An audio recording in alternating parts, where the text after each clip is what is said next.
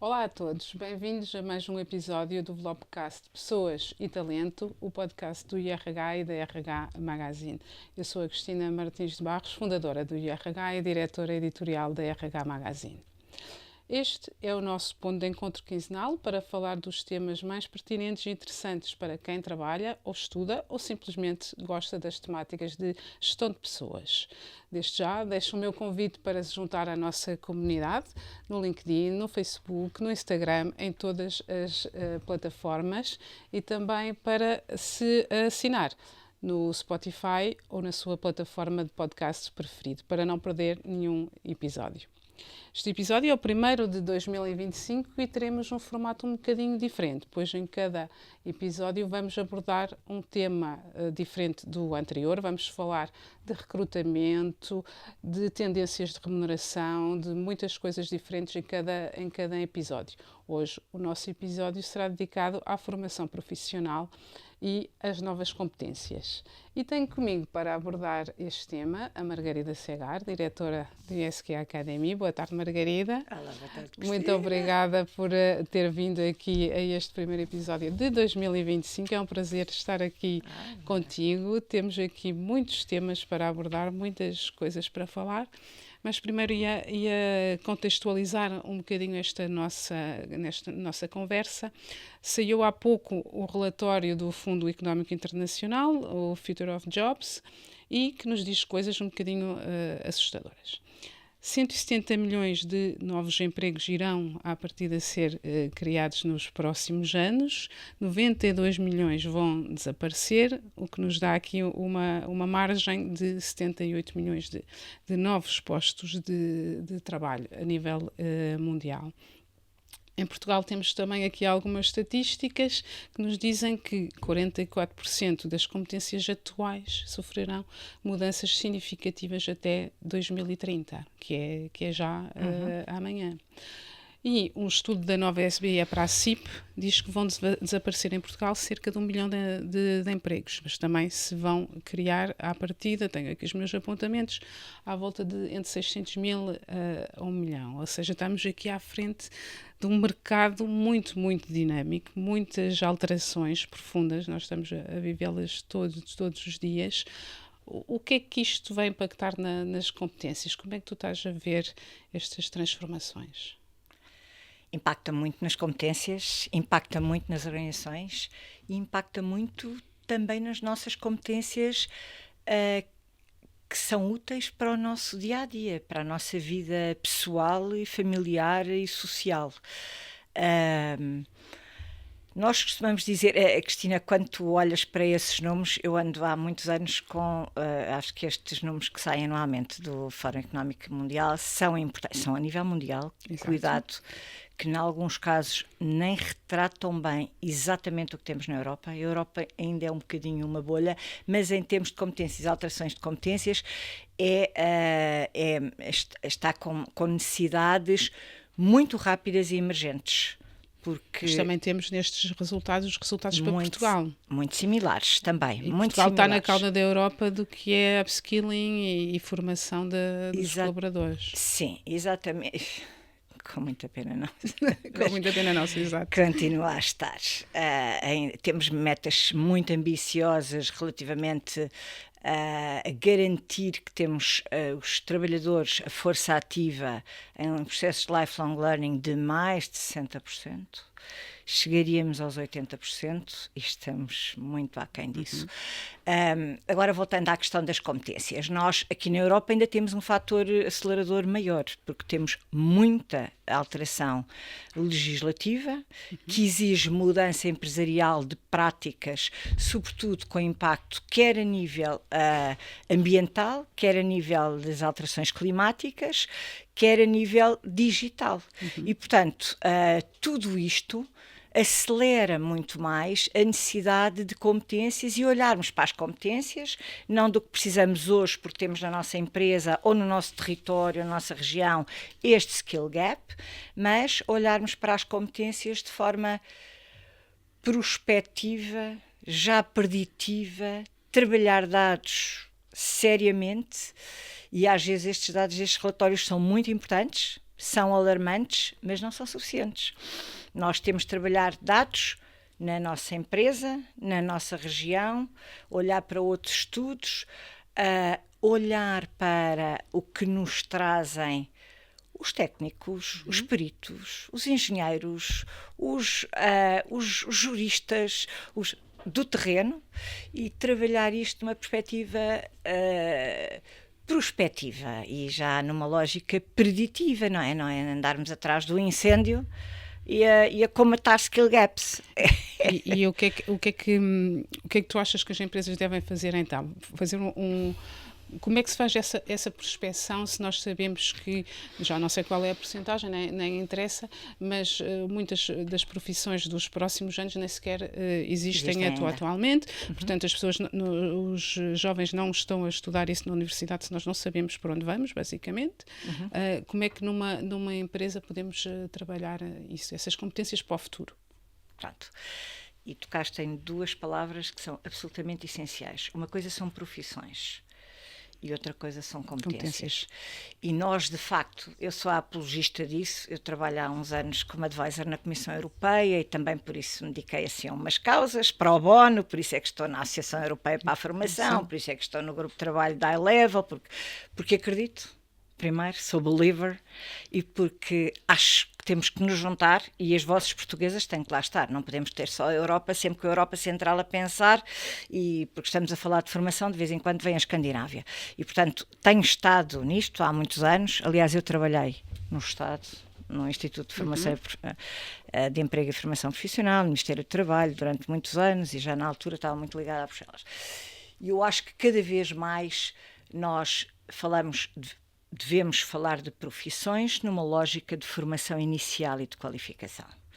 Em termos de formação contínua, de formação profissional para adultos e mesmo para jovens, portanto, complementar a formação mais generalista e académica, ou mesmo existente, tendo sido adquirida em centros de formação profissional, portanto, mais orientado para o exercício de alguma profissão ou de uma área de atividade profissional. Devemos cada vez mais investir em competências e menos falar de profissões. Portanto, é uma fase da vida que é importante, e poder dizer, como já dissemos, eu sou advogada, eu sou gestora, eu sou não sei quanto, mas na realidade, se eu for gestora e não perceber nada, não tiver feito o meu processo de unlearn em algumas coisas, e portanto esta competência que não vem aqui referida nas competências de Fórum Mundial, é uma competência que tem que existir sempre, esta capacidade para assumirmos que já não é assim, que não sabemos nada, que somos incompetentes e que temos que aprender novamente e fazer aqui um upskilling. E os jovens deve-lhes ser incutido isto desde muito tenra idade. É interessante, eu já há muitos anos que dou este exemplo, e se calhar já é velho, e se calhar também tu já ouviste. Na Finlândia, na Suécia e na Noruega, que são modelos de educação e formação que eu gosto particularmente, uma criança sai de um jardim infantil, do kindergarten, e diz: mãe, olha isto que eu fiz, eu hoje aprendi a cortar, a colar, a fazer um círculo, a usar o amarelo com o azul, e fala numa lógica de competências, é ensinada nessa perspectiva. A mesma criança sai daqui do kindergarten, traz uma coisa lindíssima e diz: mãe, olha este desenho com o sol que eu fiz para ti. E aprendeu a fazer imensas coisas, mas não valoriza as competências. E estes pequenos sets de competências que nos ajudam a dar o salto. Eu sei desenhar, mas eu não sei usar a tesoura. Eu sei gerir, mas eu ainda não percebo nada de ferramentas de AI básicas a nível democrático. Eu não tenho ainda consciência de algumas competências que eu tenho e que eu não tenho. E este salto nós precisamos dar em Portugal. E este salto precisamos dar nos sistemas. É isso também que explica. Nós em Portugal falamos ultimamente, e ainda bem, que estamos quase em pleno emprego, que estamos muito bem, mas na realidade temos uma taxa de desemprego nos jovens de quase 20%. Achas que isso também, ou seja, basicamente vêm mal preparados?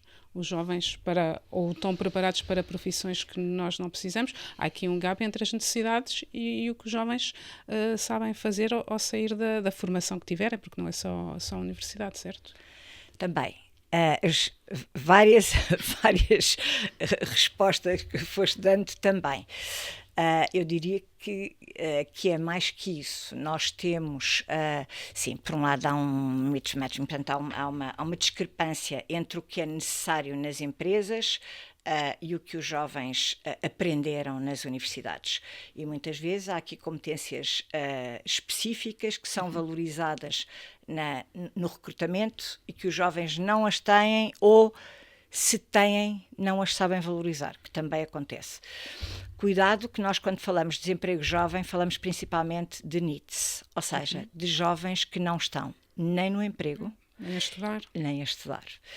E agora vou falar de uma coisa que não é politicamente correta. Nós temos muitos jovens que estão em projetos de empreendedorismo e que estão a iniciar outras atividades e que nós conhecemos muitos e que não estão e que preenchem estas estatísticas. Não quer dizer que não sejam empreendedores, que andem, que tenham vontade de fazer coisas, que saibam até muito mais coisas que eu e tu, nesta lógica de criar soluções novas, de estar atento ao mercado. Acho que cada vez mais as instituições de ensino clássicas, portanto, de ensino geral, ainda não souberam cativar estes jovens. Bom, temos aqui coisas distintas, tem jovens que de facto têm contextos, vêm de contextos desfavorecidos, e aí tens de ter outro tipo de apoio, orientação profissional, apoio psicológico, até apoio às famílias. Portanto, a abordagem tem que ser holística, não pode ser. Agora, tens outros jovens que tu dirás, têm tudo para ou continuar a estudar e não estarem desempregados, e são muitas vezes esses jovens que precisam também ter um acompanhamento diferente e também poderem ser valorizados e eles próprios poderem integrar também aqui algo. Eu acho que estas estatísticas nós precisávamos trabalhar isto. Devias trabalhar um bocadinho melhor, é verdade. Por outro lado, também quando entram empresas, e nós sabemos isso, nós temos que ter ali níveis de gestão e processos de gestão diferentes, dependendo das idades. Claro, um acompanhamento. Da mesma maneira, estes jovens que acham que em 2 anos sabem tudo e que atingem cargos de gestão, com uma pessoa de mais de 50, super útil, com uma bagagem enorme, e tem outras questões de atratividade, de retenção de talento também. Cada caso é um caso. É verdade. Cada caso é um caso. Mas depois, estando nas empresas, também sabemos, e nós vivemos, e tu também, todos os dias, as coisas mudam tão depressa que é preciso adaptar, formar os colaboradores a estas novas necessidades. Estou a pensar na inteligência artificial, da automação, dessas coisas todas. Como é que as empresas, por onde é que se começa? Por onde é que se pega? Eu agora vou falar aqui também de um tema que me é muito querido, que são as academias de formação e a forma como nós, que é uma das áreas de trabalho do ISK Academy, que eu coordeno, e que criámos um serviço muito próprio, novo, registado, com uma metodologia, um modelo registado. No fundo, permitiu-nos também otimizar uma série de valências que existiam no ISQ, por ser uma casa de engenharia, por ter no fundo, business antenas em todo o lado, porque nós temos engenheiros e técnicos espalhados em todo o estilo de empresas, serviços, energia, transportes, mar, aeronáutica, aeroespacial, aqui e no mundo, e portanto temos ali uma mais-valia muito grande, mas depois há que aproveitar estas informações também de futuro. O segundo passo é começar pela estratégia.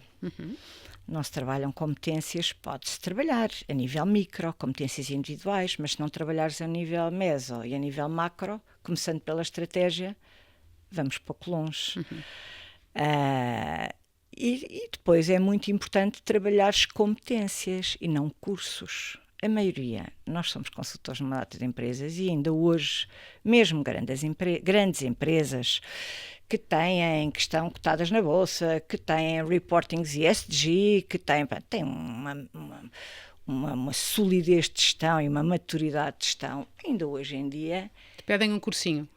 pedem um cursinho e o plano de formação é um monte de cursos que alguém foi pesquisar, das áreas técnicas, que foi pesquisar no mercado, ou que está nas plataformas.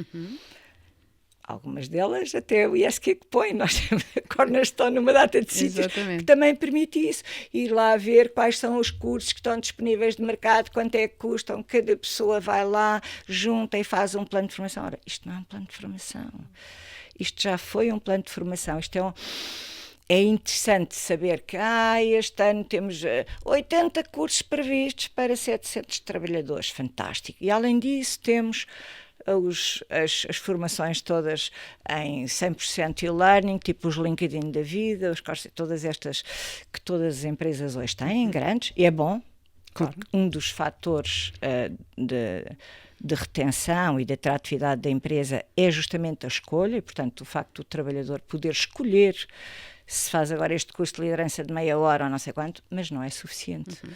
Porque depois não se trabalham KPIs, nem de eficiência, nem de eficácia, não se trabalha o People Analytics que estávamos a trabalhar há bocado.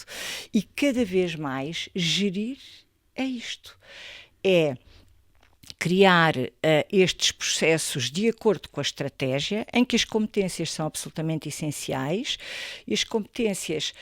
As formações são baseadas nestas competências críticas individuais ou grupais, ou até funcionais, que podem existir, e as academias são criadas em função disto. Não há nenhuma academia que possa ser uma academia, como eu gosto de criar academias, ou de ajudar a criar. Muitas vezes as academias existem. Falta ali um toque, ou 2 toques. E é assim também que nos juntamos. Tem que se trabalhar de forma holística várias áreas de competência que permitem que aquela pessoa, que é um técnico júnior ou que é um técnico de middle age, possa crescer e mobilizar-se e motivar-se e atingir aquelas competências críticas, estas sim, que já estão no Fórum Mundial, como o Critical Thinking, o Innovation, o Agility, todas estas competências que de facto ajudam a empresa a crescer numa lógica de bottom-up. Claro. E por isso esta abordagem das academias, focada em pilares como a gestão, eu falo sempre das Superpower Skills, e é o modelo que temos registrado do ISQ, portanto, em que se trabalha as competências de liderança, as competências técnicas, as competências de gestão, e 2 competências absolutamente essenciais nos dias de hoje, não se falava disso há 10 anos, que são as verdes e as digitais. Exatamente. Com níveis de performance diferentes, não é? Portanto, eu posso querer democratizar em sustentabilidade, democratizar em ferramentas de AI, ainda não tenho nada na minha empresa, mas vou democratizar, vou explicar o que é isto, qual é a vantagem, como é que podem usar, não tenho uma estratégia digital. Pois não, mas se calhar, se criar competências e democratizar, são exatamente esses colaboradores, esses líderes, esses gestores de projeto, esses gestores de produto que vão trazer ideias, dar ideias e ajudar-me a crescer. Claro. E então já não divides entre hard skills e soft skills, tu falas dos power skills. Nas Superpower Skills. Superpower skills. Que parte de uma corrente americana que passou a valorizar muito as soft skills. E eu acho que nós, sobretudo para os gestores de RH, não podemos, hoje em dia, e os gestores de RH são as competências que mais percebem. Sim. São as competências, são as soft skills, são as competências na área das atitudes e comportamentais, mas não, se forem muito trabalhadas estas, sem estarem ligadas, quer às competências técnicas, quer às competências digitais e ambientais, e este é o caminho das empresas, até porque o ESG está aí, e já não é só para os grandes, é para todos, não é? Sim. Todos os pequeninos está a ser exigido estas práticas e portanto, este é o caminho. E cada vez mais acho que é importante termos esta visão holística das Superpower Skills. Não podemos descurar as competências digitais, e por isso é que eu digo, as digitais têm que sair das técnicas, e as técnicas temos as robóticas, automações, a manutenção, todas estas áreas. A liderança também faz parte deste núcleo das Superpower Skills, e eu destaco-a também, porque a liderança, e se nós pusermos nas soft skills, morre. Não é tratada A liderança com tem a que ser tratada à sua parte. dignidade. E porque nós não podemos só trabalhar competências de liderança nos que já são líderes. Claro. Nós temos que trabalhar competências de lideranças em todos, tais como outras, com níveis de complexidade e de proficiência diferentes. Qualquer jovem que entre numa empresa, eu ia dizer também, hoje em dia as empresas estão cada vez mais achatadas, não é? Portanto, esta ascensão vertical que existia há uns anos, são muito poucas empresas que permitem isso, e portanto a motivação e o desenvolvimento humano e de talento faz-se numa lógica diagonal e até horizontal. Claro. Na gestão de um produto, na gestão de um projeto, na gestão de um cliente. Na gestão Mas também tem que ser assim, nem toda a gente quer funções de liderança. Também é verdade.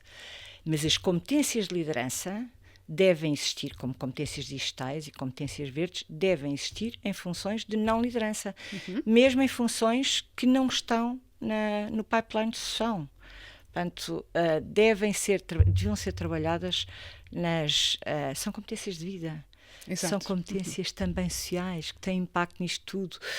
Tem impacto, olha, por exemplo, uma das competências que está a emergir agora a nível mundial é, ao lado da liderança, o social influence, que não quer dizer que seja um influencer social, mas é justamente a capacidade de poder influenciar. Isto requer argumentos, requer esta autoestima, e isto é importante trabalhar-se ao longo da vida e desde pequenino.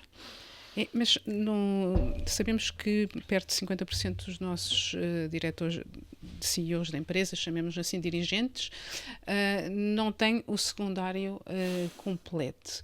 Como é que conseguimos transmitir a importância dessa formação ao longo da vida aos dirigentes? Mas também eu acho que tudo parte da própria pessoa, perceber isso. Eu acho que os jovens têm isso muito claro, que sabem que vão ter que continuar a estudar a vida toda, até porque isto vai tão depressa que eles estão sempre a aprender coisas novas, mas tendo estes dirigentes que não têm o secundário concluído com todo o respeito, porque chegaram a dirigentes, obviamente, como é que podemos transmitir isso e fazer com que toda a gente nas empresas faça formação, porque sabemos que muitas funções vão desaparecer, outras vão aparecer com certeza, mas muitas vão desaparecer, e também é uma obrigação, acho eu, das empresas, uma responsabilidade com as pessoas que têm, dar-lhes novas competências para elas poderem desempenhar outros trabalhos, outras funções. Cristina, isso é um blueprint que nós temos em Portugal nos nossos empresários. Está a mudar, e está a mudar também muito agora por causa destas startups e de algumas spin-offs que estão a ser criadas com outras pessoas mais jovens e muitíssimo mais qualificadas e muito mais ambiciosas e muito mais dadas ao risco. Mas, de facto, esse ainda continua a ser um obstáculo. Não é um obstáculo ao desenvolvimento de competências, é um obstáculo à inovação, à assunção do risco e ao desenvolvimento económico português. Portanto, isso é um contexto que nós sabemos que existe. Está a mudar, há de mudar lentamente, mas os números continuam a ser estes, não é? E, portanto, claro, nós dizemos claro que daqui há sempre empresários que saem e que... Claro que sim. E fantásticos, e extremamente inovadores e portanto, também os exemplos de sucesso não têm a ver com estas médias, aí saem exemplos de sucesso de empresários, e nós temos vários empresários, escritores, Nobel, com fraquíssimas qualificações, ainda bem que temos, e portanto às vezes isso não é... Agora, também o que temos notado é Esta necessidade de partilha, de fazer parcerias, eu acho que aqui as associações, o ISQ também é um grupo empresarial, na realidade é uma associação, também tem promovido muito isto, de fazer partilhas entre empresários, onde temos todo o tipo de empresários, estes peer learning, estas visitas para mostrar boas práticas. Acho que aos poucos também permitiu que estes mesmos, que eram mais adversos à mudança e ao alguém sabe mais do que eu, nem pensar, eu é que sei. O segredo é a alma do negócio. Exatamente. E eu acho que isto, uma das coisas que estes financiamentos públicos fizeram de bom, outras coisas fizeram de muito mal, mas uma das coisas que fizeram de bom foi justamente isto, foi criar aqui comunidades de peer learning e algumas das empresas em que nós falamos com empresários, não, nem pensar, não é? Foi buscar alguém da área ou desenvolvimento de negócio ou da área de gestão de recursos humanos que conseguiu trabalhar e ir trabalhando pessoas, se calhar já não tanto a um nível estratégico, mas pelo menos a um nível médio que pode ser também alavancador. Eu tenho encontrado coisas muito interessantes nas PMEs deste país e às vezes as práticas mais interessantes vêm das áreas da qualidade, das vendas, da produção, da DRH, das áreas de DRH, e é interessantíssimo e tem feito, pronto, acho que há aqui alguma esperança. Deixa-me só dizer, também referir aqui uma coisa relativamente à formação. Eu acho que nós, nestes anos, houve aqui uma preocupação, eu agora falo já de um sistema público, que para mim ainda tem muito espaço a dar e é muito burocrático e, enfim, muito pouco flexível a nível de formação profissional, mas houve recentemente um acordo que foi feito agora durante o Covid, com todos com as confederações, o acordo de concertação social, onde entraram as confederações, entrou também o Estado, o Governo, o Ministério, que aponta para uma série de atividades e de mais-valias que faltavam e que é interessante fazer. Agora, nem se avançou mais nada e o documento está muito interessante, claro. Vou-te dizer, e até está muito inovador e tem um impacto, se aquilo fosse cumprido teria um impacto interessantíssimo, não só a nível das empresas, mas dos empregadores, incluindo os empregadores públicos. Claro. Tem coisas muito boas e foi esse documento, por exemplo, também que permitiu um aumento dos salários generalizado que temos sentido. Também foi a raiz, também foi desse acordo de concertação social que foi, esperemos sim, que continue e que avance e que se desenvolvam mais coisas, porque está interessante. Com a tua experiência, conta-nos aqui assim uns casos de formação, de academias que tenhas criado, que te tenham marcado, coisas para partilhar aqui com os nossos ouvintes. As academias que eu relevo assim como referência, às vezes nem são as academias mais típicas das empresas maiores e mais maduras. Claro. Podíamos falar de... são academias que nos criaram desafios porque na realidade não estávamos num modelo clássico de fazer uma academia para aquela própria empresa, onde há, e ajudámos a co-criar a Academia da EDP, a co-criar também na Galp, no Leroy Merlin. Bom, estou aqui a tirar, isto são coisas que estão nos nossos é público, é informação pública. E até estas academias todas. Agora, há academias que são interessantes porque na realidade as empresas não estão a criar para si próprias, estão a criar para os outros, ou seja, e agora dou aqui exemplos e vários também, trabalhámos isto na EDP, na Bosch, as empresas, e portanto os desafios são muito maiores, porque as culturas empresariais são muito maiores. Por exemplo, criámos a Academia da Bosch para a área da energia e da termotecnologia, para mais de 1.800 empresas que são os revendedores da Bosch. Portanto, foi criado, tecnicamente eles não tinham o modelo, o desenho, tudo, as várias competências que se traduzem em módulos de formação muito curtos, na altura ainda não se falava muito das microcredenciais, mas hoje em dia já se fala das microcredenciais e é assim que usamos. E é muito interessante porque, e depois enfim, esta foi interessante, fizemos um diagnóstico a nível nacional, com revendedores de equipamentos e instaladores, com empresários absolutamente diferenciados, com cultura empresarial absolutamente diferenciada, uns em zonas e outros. E todo este desenho foi feito. Hoje em dia a academia existe, a Bosch quase que já está sozinha neste processo e, portanto, isto dá muito gozo. Nós não havia nada, foi feito um diagnóstico nacional e trabalhámos todas estas competências, desde gestão às vendas, toda a parte muito técnica, atendimento ao cliente, na altura muito presencial. Hoje em dia já se deu aqui uma volta grande e, portanto, não ainda o que gostaríamos, nem o que a Bosch gostaria, mas step by step. Outros casos, por exemplo, que fizemos academias para câmaras municipais. Porque existe, enfim, e eu venho do IFP e é uma organização que gosto muito, mas de facto está muito aquém de uma série de respostas que são necessárias. Há uns tempos, com a Câmara Municipal de Albufeira, criámos também uma academia muito interessante. E vou-lhe dizer que o ISQ nós vamos onde não há nada, nós somos rodinhas, temos umas vans, training lab, vamos onde não há nada em lado nenhum e nós entramos lá com equipamentos, com tudo, e parece que criámos ali um centro de formação num estaleiro ou num sítio onde não há nada.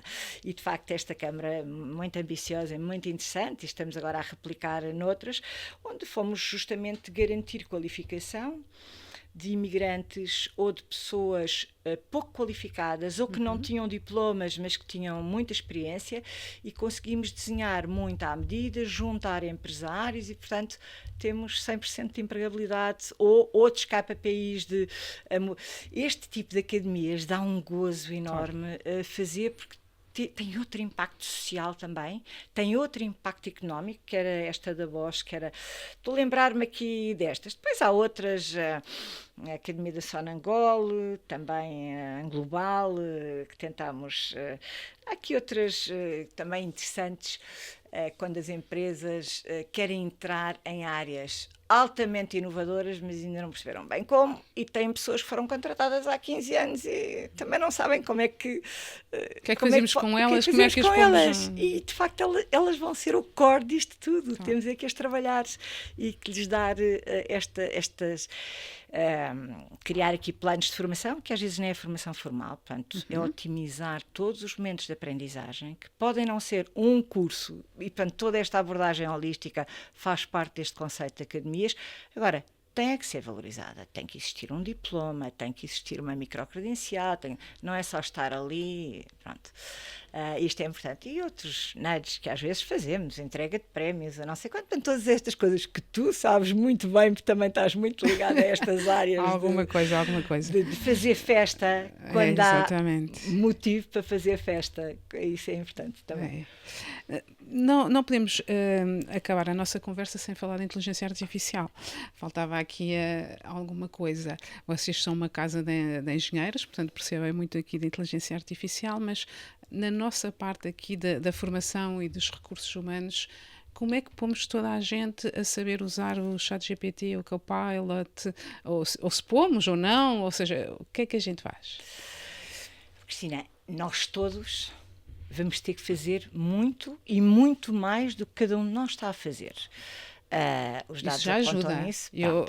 Não sei se estamos a fazer melhor, mas ainda ontem confidenciava com uma colega, com o ChatGPT e o Copilot, temos mais reuniões, mandamos mais mails, fazemos mais textos, mais apresentações, isso fazemos, acho eu, mais, mas fazemos melhor? Fazemos de forma a valorizar a nossa inteligência humana e a podermos gastar esta nossa inteligência, quer para analisar, lá vem o critical thinking, não é? Analisar os resultados que um chatbot, que uma aplicação de conteúdos, ou de produtividade, como o Copilot aplicado às ferramentas Microsoft, quando já é corporativo, ou outras de criação, de design, ligadas ao marketing, mesmo de gestão de e-mails, de comunicação, de vendas, aplicadas às vendas. Portanto, e os relatórios, que é fantástico o tempo que não perdemos mais, os relatórios que saem de cada reunião online, não é? Às vezes até dizemos, ai que pena esta reunião ser presencial, porque eu agora vou ter que... Dá para gravar o conselho, gravem, peçam autorização, gravem, gravem e depois usem um instrumento de inteligência artificial que ajuda muito. Claro que sim, é quando dá para gravar. Quando dá para gravar, pede-se a pergunta. Sim. Exatamente, mas só para dizer que eu sou a maior apologista disto, a inteligência artificial veio para nos ajudar. Estamos a falar de sociedade 5.0 e é disto, de economia 5.0, e é isto que nós queremos. E eu acho que este é o caminho. Veio usar a tecnologia de ponta para garantir mais felicidade, mais bem-estar, aumentar a inteligência humana. E cuidado que alguma dessas ferramentas nós chamamos sempre de inteligência artificial generativa. Algumas delas são inteligência aumentada e permitem-nos, de facto, sentir-nos mais perto e mais eficientes.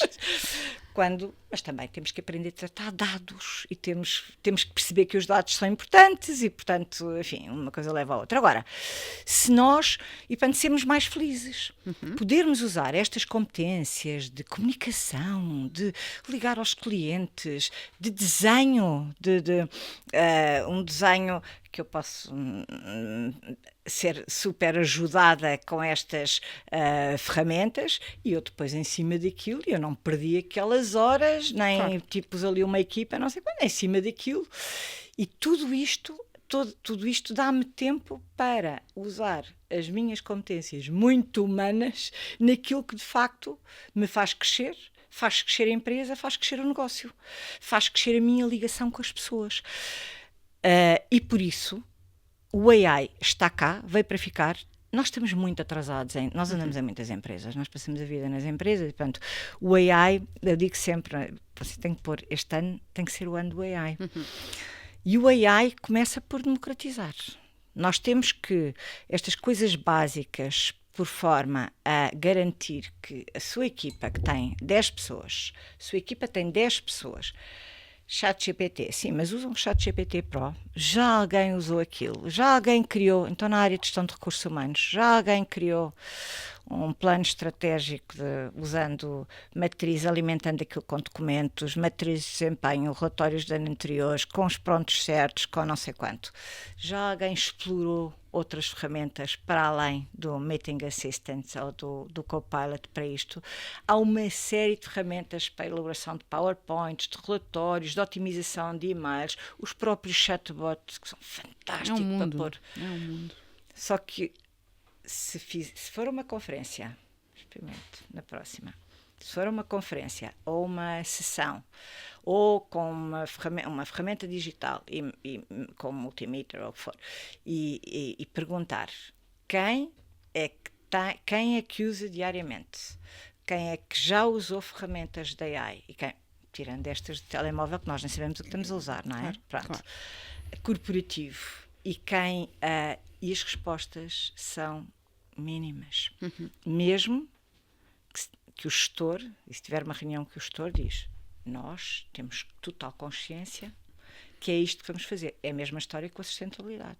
Nós temos total consciência, então, como estou a falar, é a área de ambiente que está a tratar aquilo. E o resto das pessoas? Bom, o resto, depois, não dá. Não dá. Nós estamos num processo de transição verde e digital em que o AI assumiu uma importância enorme, também cibersegurança, mas o AI está ali. Isto é como há uns anos atrás. Nós não podemos... E as pessoas têm que... As empresas têm que comprar ferramentas pagas, corporativas, que têm funcionalidades para além das... Eu não estou a vender nenhuma. Mas tem que ser. Como nós tivemos o Excel e o Word e o PowerPoint durante anos. Concordo, temos que ter. E tem que haver alguém na empresa a pensar como é que isto nos pode ajudar. Não pode ser cada um a pensar, eu com o ChatGPT faço isto. Ou seja, o que é que estas ferramentas podem ajudar, nem que seja ao nível do departamento. Vamos cá alguém parar e pensar, e estas tarefas que nós fazemos podem ser feitas de forma mais rápida e eficiente com uma ferramenta, seja lá ela qual for, que há muitas, de inteligência artificial para as pessoas poderem dedicar a fazer outras coisas e não relatórios que fazemos e atas de reuniões que depois geralmente ninguém lê, não é? Nós sabemos como é que é. E neste momento nós estamos a ter experiências muitíssimo positivas em empresas onde estamos justamente a trabalhar essa área da democratização para depois cada um, e também no âmbito do seu empowerment, e isto é empoderar colaboradores a fazerem sugestões, a explorarem mais ferramentas que nunca ninguém ouviu falar no IT, nem nunca ninguém ouviu falar. Agora, isto, ou há uma orientação corporativa, ou então não podemos dizer que isto falhou por causa das pessoas. É interessantíssimo que nós, às vezes, voltando aqui ao Fórum Mundial, dizemos, pois, este diagnóstico, este estudo aponta sempre para o entrave maior do crescimento é a ausência de competências, é este skill gaps. Mas se olharmos para os cases que nós temos em Harvard, nos encelados da vida, aponta um primeiro fator, que é a ausência de governance. E se isto, portanto, os casos que falharam e que tiveram a ousadia de partilhar, portanto, grandes empresas que falharam, processos de transformação, não estou a falar de mudança, de transformação verde e digital, transformação está a um nível muito superior, verde e digital, o primeiro fator foi por causa da ausência de governance. Isto não é uma responsabilidade do departamento não sei quanto, e não é uma responsabilidade, é uma responsabilidade de todos, e tem que ser pensado a nível micro também por cada um de nós. Daí a importância da formação das lideranças que estávamos a falar. Exatamente, que são as primeiras que devem também ter formação, os líderes formais devem ter formação em AI e ferramentas da AI. Claro. Pelo menos um overview, e depois pensarmos em algumas aplicações práticas e depois definir estratégia para ver como é que se aplica na empresa, mas o exemplo vem de cima. É super importante. Portanto, este governance nas empresas, nas organizações, na economia, quer a nível público, quer a nível privado. Exatamente. Também nas nossas casas. Exato, é sempre. A liderança é sempre o problema mesmo. E a solução. Muito bem, não temos tempo para falar agora de governance, é uma pena. É para outra, fica para outro episódio. ESG de governance. Exatamente. Fica para outro episódio. Muito obrigada, Margarida, e até uma próxima oportunidade. Obrigadíssima eu, Cristina. Até breve, se Deus quiser, e muito sucesso nestas rubricas de podcast que eu acho tão giríssimas. Aliás, como sempre Margarida. Vocês fazem. Já sabem que eu digo sempre isto.